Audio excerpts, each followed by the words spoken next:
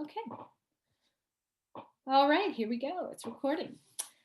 Okay, well, welcome to the Mother-Daughter Goal Setting Masterclass. Thank you so much for being here. I commend you for really setting aside the time to improve upon whatever it is that you would like to improve upon in your life and in your relationship with your daughters. So, without further ado, if you would like to take notes, you're welcome to take notes, but know that I also will be sending out a PDF guide that lists step by step this process that I'm going to be teaching you right now. So if you just would like to listen, that's totally fine too. Okay, so let's go ahead and start. A little bit about me. If you hold on, there we go. There I am. My name is Jennifer Della Quadri, and I am a certified life coach for teen girls, and I also work with moms. I'm a yoga instructor, and I also spent 14 years teaching in the classroom. So I have a long history of teaching. I'm also the mom of 2 teenage daughters, and I have 2 puppies, and we live in the Pacific Northwest with my husband and my large extended family, which I will talk about a little bit in a moment. So, really, as a coach, my goal in working with moms and daughters is to help moms and daughters gain confidence and really strengthen their bond by teaching them how to radically love and accept themselves as they are. So, doing this independently and together as a unit, depending on what's best for the mother and the daughter, but really setting that foundation of confidence and self love and acceptance so that the teen is ready to get into the world with a strong foundation of who she is and what she wants to become in the world while going through the challenges that may come up in life. And then with moms, same thing, although it goes a little bit deeper because us moms have been around a little bit longer. We've had a lot longer to experience those effects of lower confidence or the things that life throw at us when it comes to achieving goals and doing what we want. So in essence, that is what I do. And really, looking at my certifications is just one aspect of it. What really qualifies me to be in this position is that I, of course, was a teen girl once, and I struggled with low confidence myself. And when I became a mom, I realized that I didn't want to have that confidence, the lower confidence that I had, seep into them or have them see it in me. I really wanted to be a model of strength and self assurance for them so that they could see that what can become of them and really what's possible. So it really became my life's mission to help girls so that in a sense it will shorten their curve of confidence, low confidence to feeling totally self assured so that they don't have to go through the years and years and years of self doubt that I went through.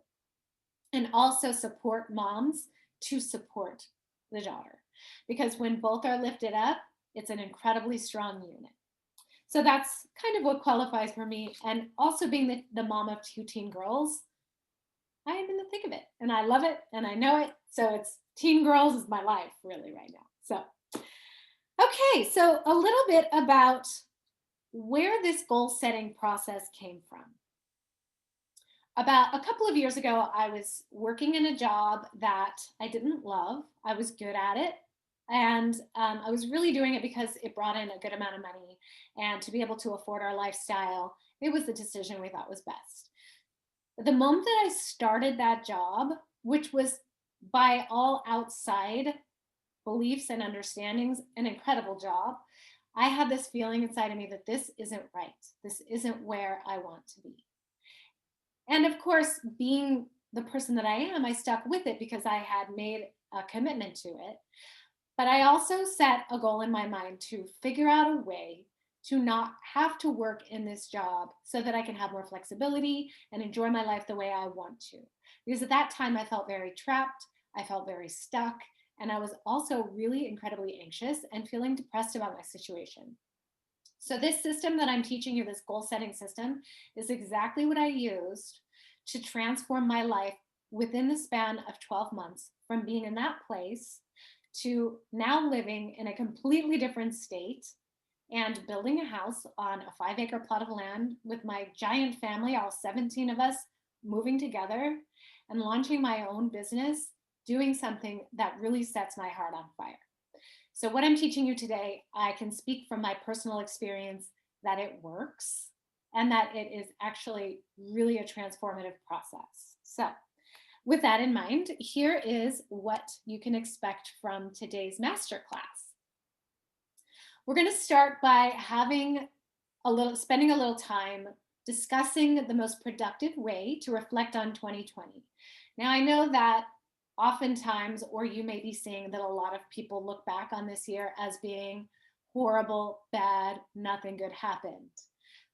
But in this reflection, it's going to be the exact opposite. And I'll show you how, but it's going to really get you in a good, positive mindset to move on to the next step, which is learning the fail-proof way to identify and reach your 2021 goals.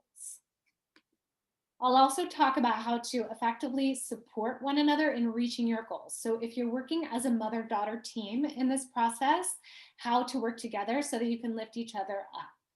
And if you're doing this solo, of course, you can find support from someone else, but really I will address that as well because the mother-daughter bond is so essential, especially in the teen years. I'll also talk about how to strengthen your mother-daughter bond through this process. Okay, so this quote I find is really essential when it comes to looking back and reflecting before setting goals. In the new year, never forget to thank your past years because they enabled you to reach today. Without the stairs of the past, you cannot arrive in the future. And this is so true because the adversity and the challenges and the accomplishments that you've had in the past year are really what got you to where you are now and what are going to get you to where you want to be. So really starting with that reflection process is the essential very first step. So if you are on my email list or in my Facebook group, you probably saw the 2020 accomplishment PDF that I posted in there. That will help you get started in this process of reflection. So like I said here, this process of reflection can be done together or apart, but know that if you're doing it independently without your daughter, that you're going through this process will help her, even if she's not a part of it. Because the theory is that a rising tide lifts all boats. And if you're that rising tide, you will lift all people you come in contact with. So,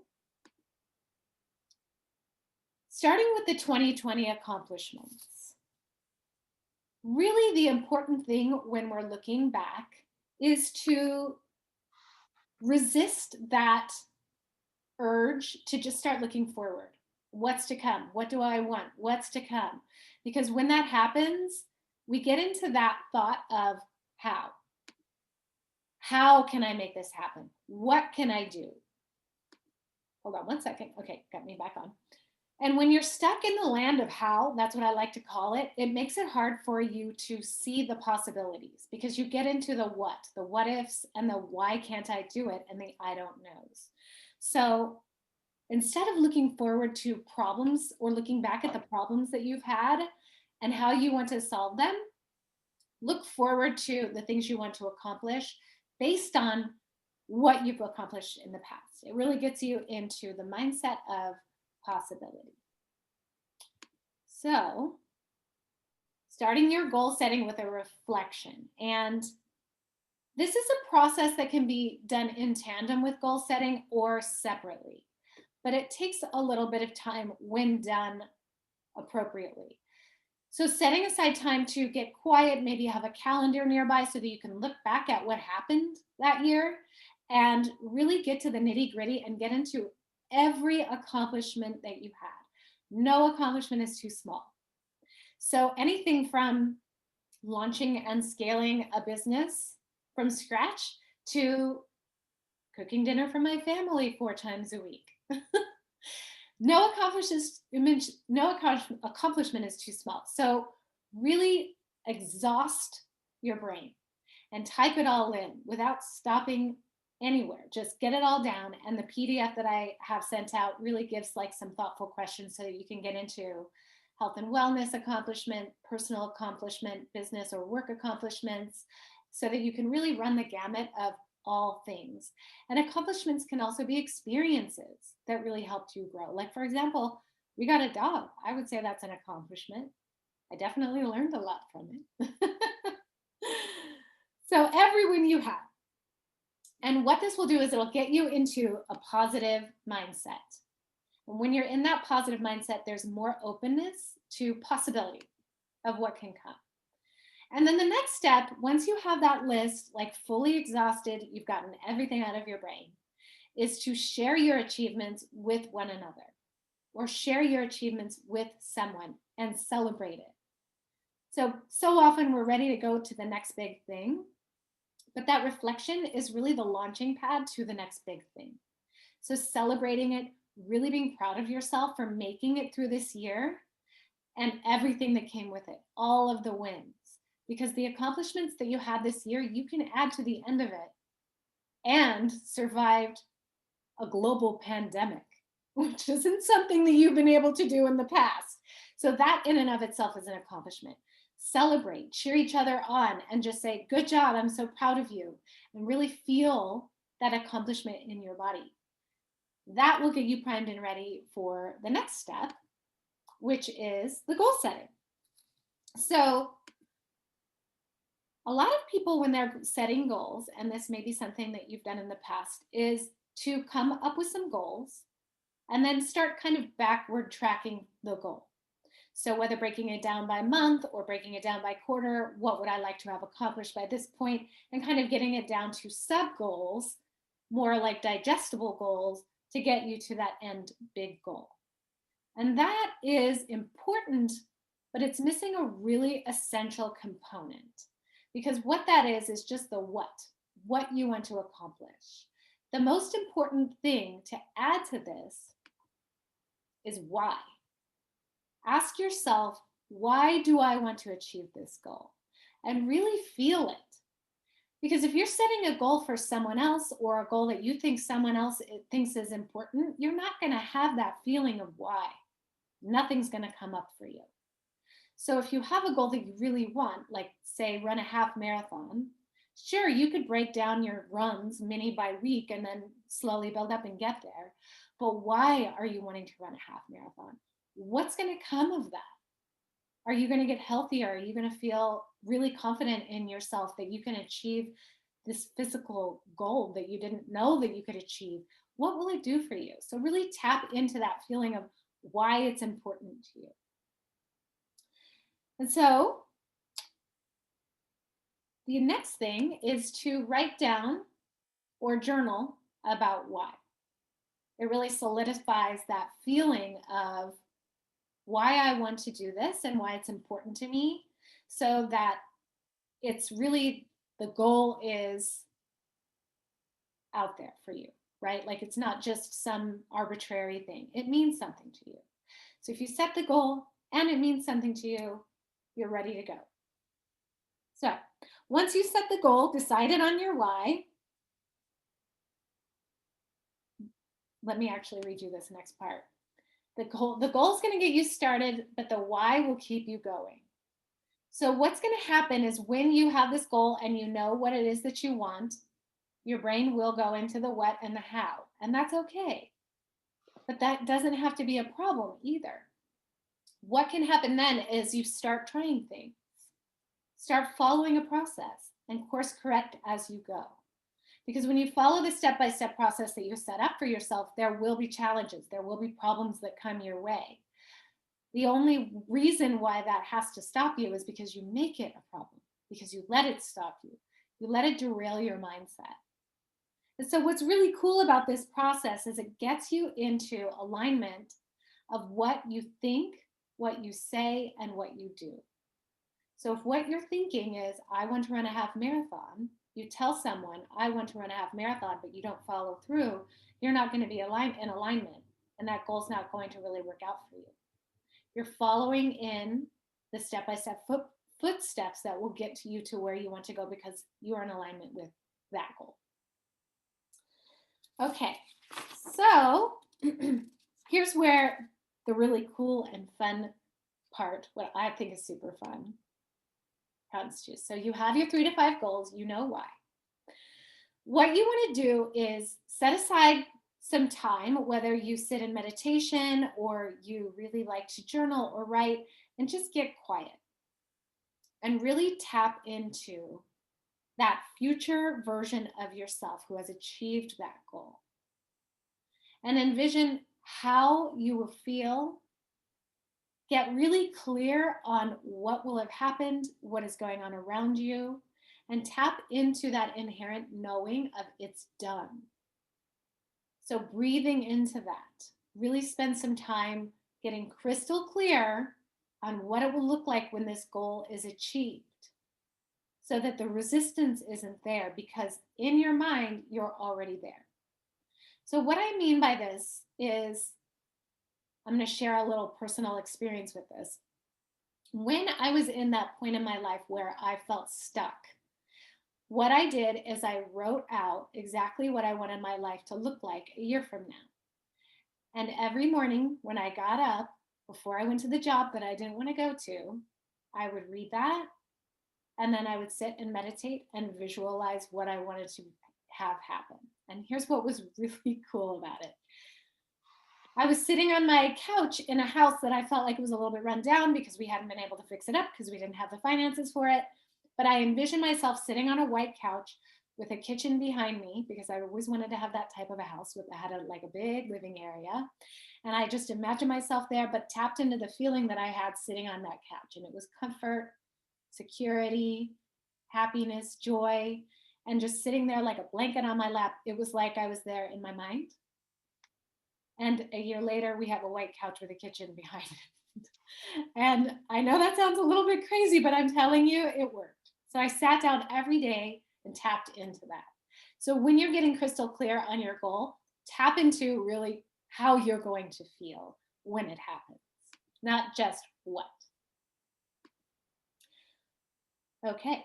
Then once you have that feeling like really ingrained in you, set aside time to tap into it regularly. A schedule. Like I said, I would get up every morning on weekdays and spend about 10 minutes reading my thing and visualizing, reading my thing and visualizing, so that I could get that feeling really easy. It just became kind of a second nature. And what happens is super cool is it gives you that feeling of it's done. It's done. And when you have that in your brain will figure it out. The questions won't be there to stop you up anymore. The how, I can't, I won't, this won't happen, this isn't reasonable. Your brain will say, you know what, it's done. And you'll be able to follow your intuition a little bit better about what's next. What's the next step for you? And the struggle won't be there. Really, you won't be struggling with what's going to happen next. It won't be a big, long process. Once you have that system in place where you are connecting with that feeling and the why, write an it's done statement. So for example, I'm so glad I was able to run a half marathon with ease. I'm so grateful that I had the opportunity to launch my own business and follow my passions. I'm so grateful that I was able to get straight A's in my class with ease. So that it's coming from a place of future. It's already done. I'm so glad that this happened. And here's the thing, share it with somebody. Share that and celebrate it just as though you have celebrated your 2020 accomplishments. So it's like your two future selves getting together and saying, look what we did, from a place of done, even though in reality it hasn't happened. It gives you that excitement and that feeling that you're going to want to keep you and sustain you so that you can get to that goal. And just a little bit about goal setting. Goals don't always have to be a huge thing. If you're at a point in your life where your goal is to not lose your SHIT every day, that's okay. You don't have to have a goal to run a marathon. But when you have goals, it keeps you focused on an outcome that you desire versus being in past or what's not working. Okay, So no goal is too big, no goal is too small. Trust your judgment of what feels right to you. All right. Then what's going to happen often is your mindset, you'll get started, the excitement will get you started, and then your brain will start coming up with ways why it's not working. Or sabotage is a really big thing. It starts working, but because it's working, we want to change it. Then it stops working and we wonder what happened. What happened is our mindset got off, and that's really where coaching and accountability comes in, coaching your brain around it. So what is the thought that made you get off track? What is the problem that you're thinking that you have? And why is that not a problem? So that's really where the coaching and the accountability comes into it all, so that when those little setbacks happen, you can boost yourself back up and really have the awareness to keep your mindset in the place that's going to get you to where you want to be a year from now. And what's really cool about this, there's a term called a strategic byproduct. And really that's who you become in the process of reaching your goal. And that inherently is the goal, is becoming that person who achieves that, becoming that person who tried 100 different ways and failed 100 different ways and still tried again. That's what the goal is really the byproduct that comes from sticking with a goal and maneuvering your way around and not letting it mean something when it doesn't work out. And being the person who problem solves to figure out how to make it work so that you will get to where you want to go. So that was super, super fast and quick, but that's okay because this is recorded and I'm going to send it out to you. But I wanted to review the steps with you. Step 1, identify your goal or goals. Step 2 is to get crystal clear on the feeling that you're going to have when you achieve that goal. Step 3, to write yourself a letter from your future self to your present self, having achieved that goal. Step 4 is to take inspired action. That means do what you feel is right, and if it doesn't work, try something different. Don't give up. Step 5 is to write the statement from having done. I'm so glad that I. And step 6 is to share and celebrate. Share it's done and really appreciate what you have created and the time and effort that you put into it, just like you did for the 2020 accomplishment reflection. So some resources for you. I mentioned I made a PDF 2020 accomplishments guide. I'm going to be sending that out to you. I'm also going to send out a 2021 goal setting guide that outlines everything that I just talked about here in this workshop so that you can have it on hand when you do it. Then I'm also offering free mini sessions to anyone who wants to learn a little bit more about coaching and how to get support achieving goals or overcoming obstacles that come along. And I also have a free Facebook group if you're not in it. It's called Raising Confident Teen Girls, and it's for moms of teen girls. So if you are not in the teen or in that group, go ahead and join. All of those resources are there, and a lot of accountability and support, or friendship and support, are in there too. I'm there, I share advice all of the time. So I hope this was helpful. If you are here, hang on one sec. I'm going to stop the recording and check in with you. So thanks for coming.